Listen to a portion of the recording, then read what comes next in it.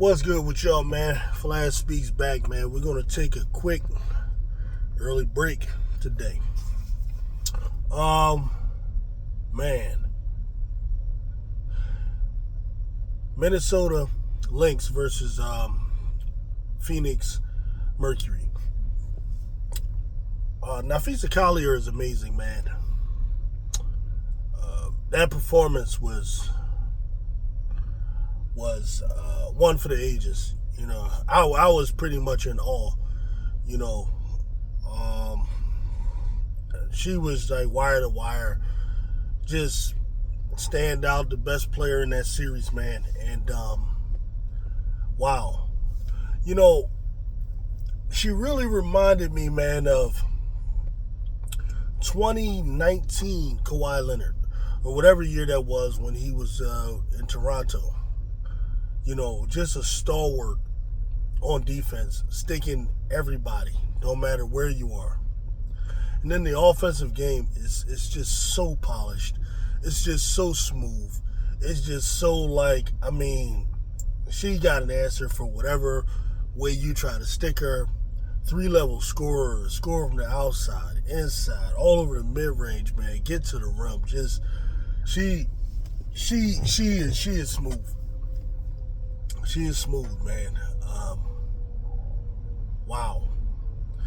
That, I believe, in a weekend or a week of great performances, that was probably the best performance I saw. And the Minnesota Lynx, just in general, you know, just playing the best basketball. Though that team's like a machine, you know. If I had no knowledge of who the Aces are or who any of these other teams are, you know, and I'm just looking at it, I would say they look like the best team. You know, New York looked great too, don't get me wrong. New York looked just awesome. So the Aces, you know. But with the Aces, you see more. See, Minnesota has a way of winning where, though there are individual great performances there. McBride, I love her game. And Collier, you know who I'm talking about. But they do it in such a way, man, where it looks like an excellent team win. You know, that team ball they play is almost flawless looking. You know, and then on the defensive side, they make few mistakes. You know, wow. They got shooters for days. You know, the thing that they have to worry about, though, or be concerned with is if those shooters go cold, multiple ones. Then you got Napheesa, you see. They're gonna be a hard out for whoever. And next up for them is Connecticut, right? Yeah, so yeah, I got them beating Connecticut, man. And I love Connecticut. Connecticut is like my kind of team. There's a straight up, you know, I call them the straight up goon squad. Y'all already know how I feel about Carrington. Alyssa Thomas, she could be a starting point guard on my team. That's how I feel about Alyssa Thomas. If I'm picking a team, she could be a starting point guard. And the only reason is because my power forward got to be Asian. There's no other power forward that you take. You know.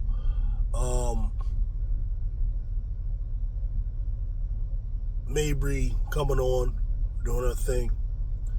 But when I see those two teams go together, go at each other, there's no way I don't see Minnesota coming out with that win. They're just too sound, man. They're just too polished as a team. They're unbelievable, man. They're unbelievable. They really impressed me. So those were some good games. I talked briefly about the Fever game in Connecticut last night, you know, after the game. I was so tired, man. I could only put out like a little 5-6 minute, you know, clip. And then I had to catch the Lynx Mercury game later. I was too tired, y'all. But Collier is amazing. You know, I think the treat would be to see her and Asia go at it in the finals. Oh, that would be the treat. Because right now, for me, Collier is clearly the second best player in the league. And that performance was the best performance I've seen anyone. You know, prior to that performance, I would say maybe Sabrina Inescu's performance. What was that? Monday night was probably, or Tuesday night, whenever that was probably my favorite performance that I saw, that I was the most in awe of, or But Napheesa Collier, that was impressive. That was really impressive, man.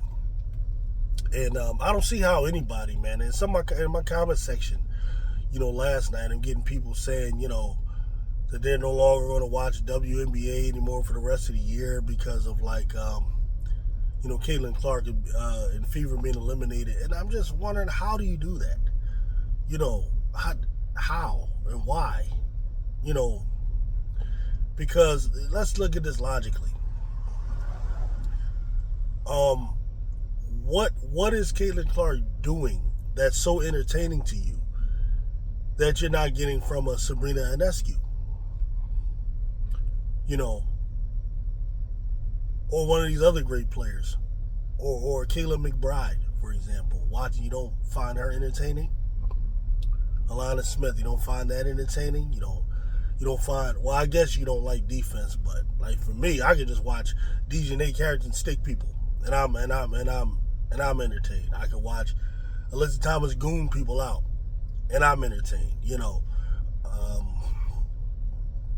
Stewie play. What entertainment are you getting from Caitlin Clark that you feel you can't get from other players? I don't get it. So then that makes people think it's not about basketball for you. That's why people are saying those things, that it's about other stuff. That maybe you're living vicariously through a player. If that is the case, man, you got to think about that. Is that a healthy way of living? Is that a healthy mindset? To live vicariously through someone. You feel like you've been eliminated because they're eliminated. I mean, as much as I root for the Chicago Sky and Angel Reese, and I feel like I'm picking her because she's a young player and we'll get to follow her career, I'm not going to stop watching basketball because she's eliminated. That's just strange to me, It's really strange. Good, man. Good game, though. Man. This is going to be interesting. You got Connecticut versus Minnesota. I think it's 5-game series, right? So I think Minnesota wins in 4. As much as I like Connecticut, it's like they kind of want to play similar to Connecticut. I like their coach. I like adjustments she's made that I've seen when I watch Connecticut. But Minnesota, man, is so sharp. And what Mabry gives Connecticut, they got so many players that do that. McBride, who's better than Mabry. Alana Smith, who's about a Mabry level player. And then, oh man, that point guard they have. Forgive me for forgetting her name. I'm horrible with the name. But the point guard that Minnesota has. See, what I do is I mix her up with Natasha Cloud. Natasha Cloud, the point guard, or the guard from Phoenix, I'm always mixing up with her. Like the word Natasha Cloud is coming into my mind, but I know that's not her name. Forgive me, y'all. I'm still learning the W, right? But my point is, that point guard that they got there in Minnesota, boy, she's like the soundest point guard, I've seen. How do you not be entertained by watching her? I don't understand. I think there are a number of players, man, that are just as entertaining as Caitlin Clark. To me personally, they're more entertaining because I like to watch both sides of the ball. And Caitlin, for all the good that she did on offense last night, she did. She brought it. I respect the way she played because, let's face it, they're not really ready for the moment as a team. They really just started gaining continuity in a meaningful way going into the Olympic break and coming out, whereas Connecticut have pretty much had continuity all season. The only adjustment they made was they added one player, Marina Mabry, which didn't interrupt their continuity much at all. She actually was a plus. So, they weren't ready for what they went through, what they were going to be facing. You could tell Kelsey Mitchell wasn't really ready. Leah Boston played well, but, Connecticut was just 100% ready. They understood the implications. They understood the playoffs. They understood the type of energy they got to bring. They understood the type of execution they had to execute or to be on. And they were ready. You can tell. So the Fever should be better for it next season. But what is it about the Fever?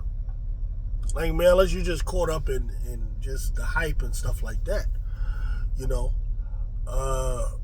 But I felt like Caitlin put a solid effort, man, especially beginning of the game. Now, what she has to work on is her conditioning because she was a lot weaker towards the end of the game, and I could tell she was just gassed. I know when a player just gassed, man. The old saying goes that tiredness or makes cowards of us all. Exhaustion. When you're tired, it makes cowards of us all. This is Ray Lewis says it all the time. The great Hall of Fame middle linebacker that used to play for the Baltimore Ravens. And it's true. And that was the situation with Caitlin Clark towards the end of the game. She was out of it. So they're going to have to manage her minutes a little better. All those different things. And those things she should improve on. I like the fact that she was showing a little bit more of a mid-range package. That's good. She has to tighten up and she has to sharpen up. And that's expected. It's a rookie. It's a rookie player. She should model her game more so after Sabrina. Because her and Sabrina, they're similar size, similar athletic features. Their profile as far as being shooters is similar. Passing is similar. Caitlin is a little bit more of a better, flashier passer than Sabrina. But Sabrina is not lacking in that area. She just doesn't pass as much. She's not on an offense that's built for her to be like, just the only passer. You know what I mean? But if you want to give Caitlin a slight edge in passing, that's understandable. But she should, man, work with Sabrina, work with Kelsey Plum, try to add certain dimensions to her offense. She'll be more prepared. Because the logo threes is that being your main thing, you won't really dominate because there's going to be nights where you're just not hitting that shit. It's just that simple. It's a low percentage shot by nature, by its very nature. So, there's that, man. I look forward to seeing Napheesa Collier again. She was awesome. She was awesome. And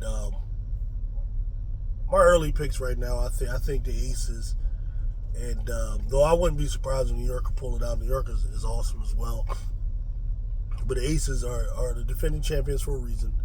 And until someone knocks them off, it's kind of like hard to not pick them. And then you have the best player in the world. So, I like the Aces right now, and I like Minnesota right now. To represent the WNBA in the finals. So that's all I got for now, man. Get to work. Peace out.